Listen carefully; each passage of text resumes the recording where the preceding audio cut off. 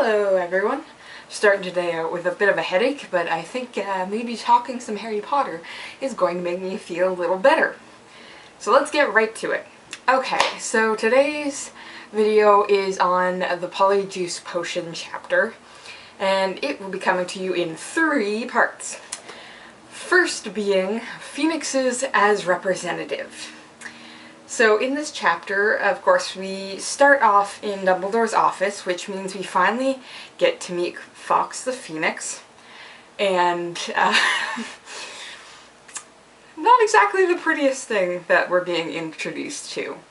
Now, of course, we are getting Fawkes here as an introduction to his character because he's going to play some important roles in the later part of the novel.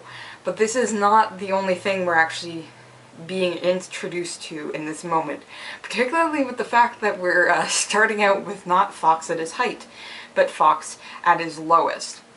So between him sort of at his lowest, the burning, the rebirth, and then of course we get a brief description from Dumbledore of Fawkes' height. He talks about how he usually looks very beautiful and majestic. We're actually then getting this cycle of rebirth that Phoenixes represent. And it is a cycle that's sort of passed through the mythology, but it's nice to get reminded of it here in a very tangible way, because Harry's just like, I don't want Dumbledore's pet bird to beep beep beep beep.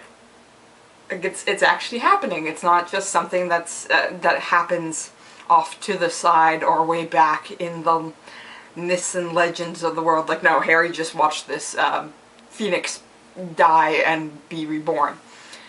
So what's interesting about this cycle is that Fawkes is actually then representative of people, actions, events that are going on around him throughout the series. The easiest example, of course, is the one we are seeing in this moment, which is Harry's fear of being the heir of Slytherin. The wretched Fawkes that Harry sees and we see is actually showing Harry to himself. This is what he is afraid he is. We've just had the Sorting Hat reconfirm Harry's possible connection to Slytherin, and suddenly Harry is very concerned that this is what he is and this is all he is, and he will either be destroyed by it or be destroyed for it.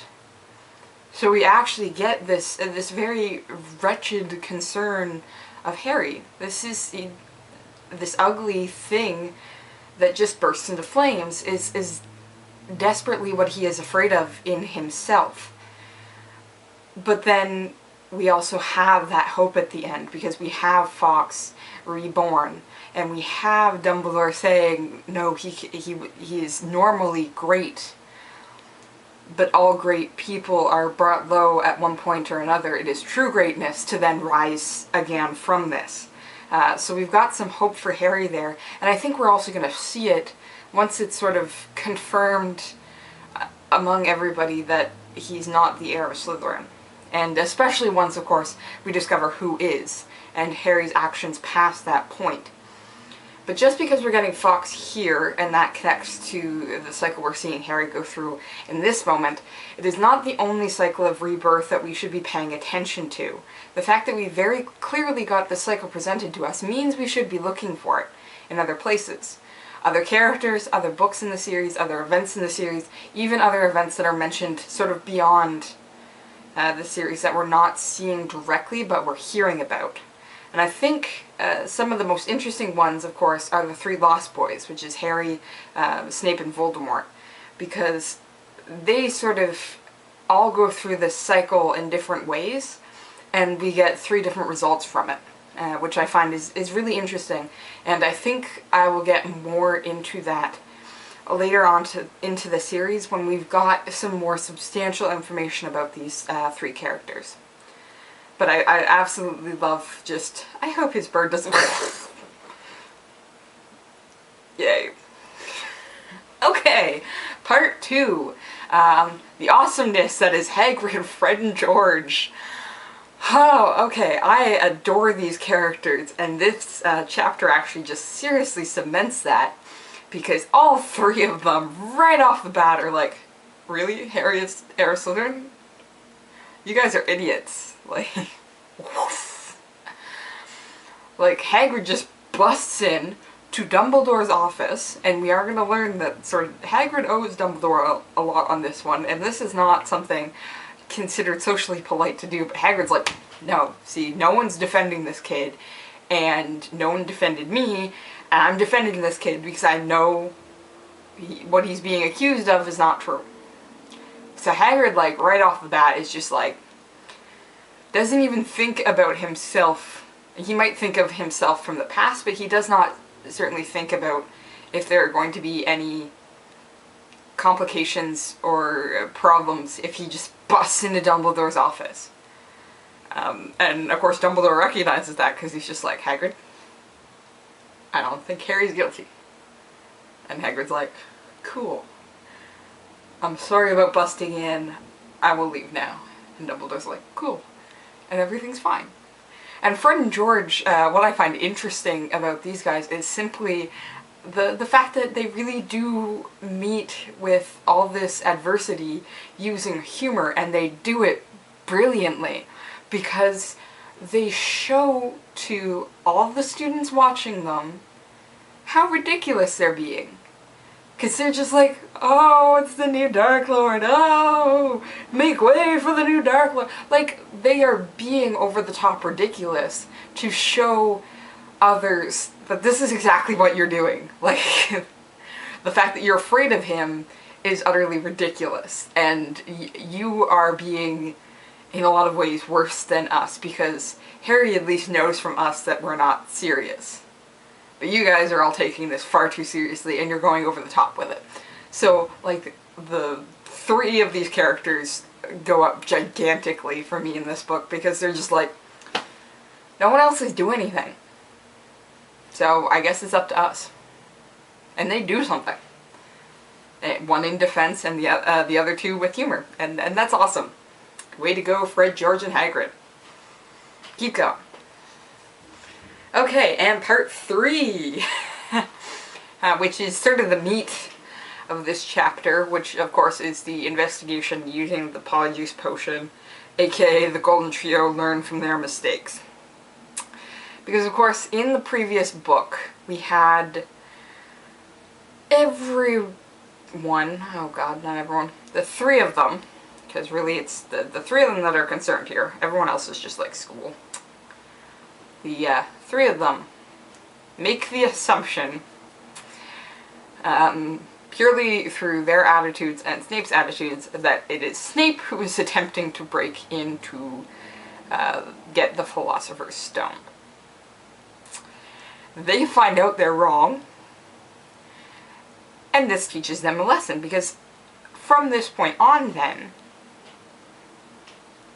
they make the decision that, while they're still sort of saying, they're making the assumption that Draco is guilty, they've made the decision to investigate this. They're not going off of this pure assumption anymore. They recognize they need more information in regards to what's going on, which is how we actually get the Polyjuice Potion incident. Like, they're not just gonna keep going on the assumption that Draco's guilty and just investigate in that manner, because they've recognized in the past in doing that they've missed things. Really obvious signs that they could have understood if they had investigated this assumption, and particularly if they had found their assumption lacking, which is the moment we actually have here. Draco is not proved to be innocent. He's proved not to be the heir, but he's certainly guilty of seeking to be an accomplice in the attacks that are going on. Like, he clearly states, like, I wish the heir would let me know who he was. I'd help him. Like, he's perfectly fine in allowing this to continue. But what's interesting about Draco in this moment is he's then actually becoming sort of this stamp on all the other students who in choosing not to do anything or spreading fear and lies and dissent, really what's happening is everyone in making those choices is choosing to be an accomplice in this moment. The Hufflepuffs, you also see this with in the previous chapter, like the one where Harry overhears them talking.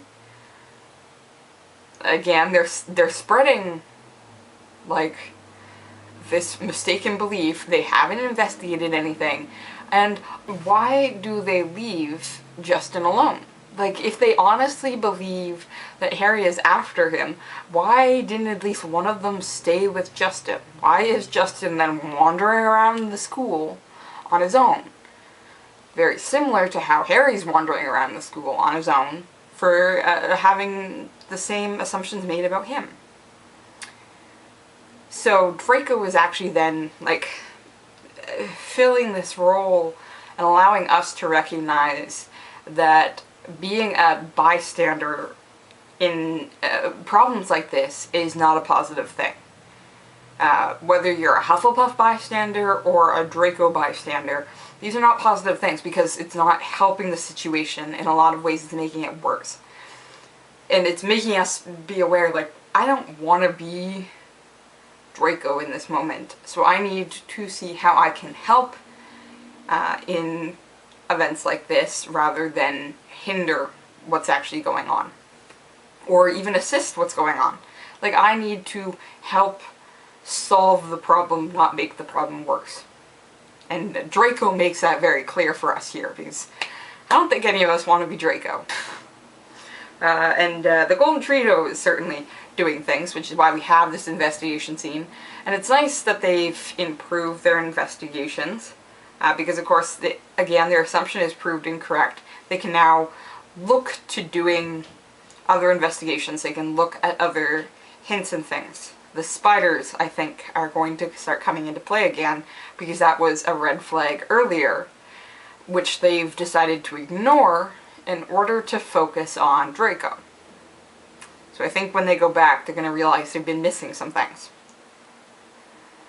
There is, of course, again, that question of, is the ends worth the means in regards to this? Because this is not...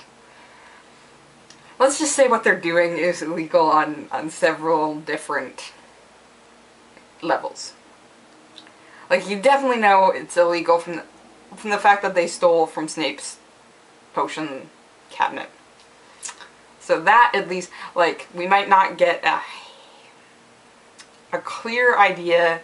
We know that, like Hermione said, it's breaking 50 school rules, but we don't actually know, like, the Wizarding Society's laws on the use of Polyjuice Potion and pretending to be other people. Like, we don't get that bit, but we know they are at least being illegal in regards to stealing. So there are some moral issues in regards to everything that's going on, including is it morally sound to pretend to be Draco's friends in order to get information from him? I mean, plan-wise, yes it is. He's more likely to talk to people he trusts than people he doesn't. But morally, that is, the moral question here is separate from the pragmatic ideas. And we really need to keep both of these in mind. Because I don't think one can overrule the other completely, but I think they need to balance each other out. And this, the fact that, of course, Hermione screws this up royally for herself, and ends up being a cat for a good couple of weeks. That becomes then a question of, is this a sign that there are going to be consequences to these actions? Like, that you can't write off the moral end completely and say, well, all means are worth the ends. The fact that Hermione's actually getting punished for this, and particularly the fact that it's Hermione, because Hermione actually came up with this plan, that does allow for the possibility that the ends don't justify the means. Or there at least have to be consequences for those ends that aren't written off completely. So as we go through, we'll have to keep an eye on the actions these characters are choosing to do, and whether or not in the end they were worth the choice, both pragmatically and morally. We want to try and keep an eye on both of those. Okay, so I'm going to keep going, preferably after I get rid of this headache, and I hope you guys keep reading as well. I'll see you guys next week. Bye!